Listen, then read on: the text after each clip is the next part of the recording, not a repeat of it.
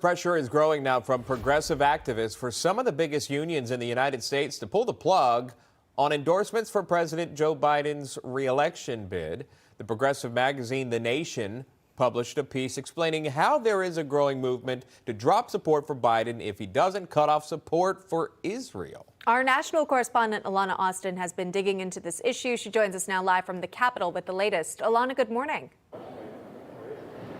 Hi, good morning, Emma. Good morning, Sean. So in this article in The Nation, a number of unions are mentioned here, and there are local activists who are pressuring all different chapters, including the National Education Association, to potentially rescind their support for President Joe Biden. Now, that organization, the NEA, has about 3 million members. It's the largest union in the country. So this is not an insignificant number of folks calling for some of these changes. Now, there is also an organization within this, a grassroots movement called Educators for Palestine.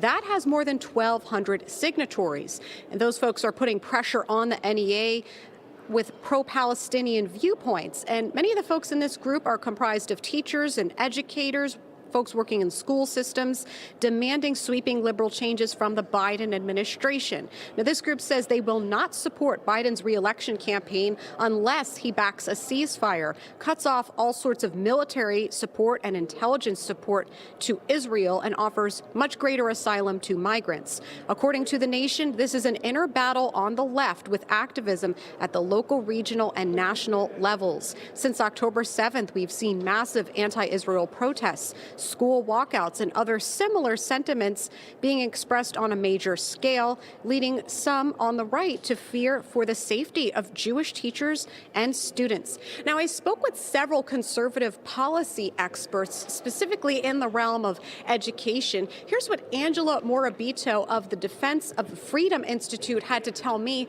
about some of her concerns following the publishing of this article.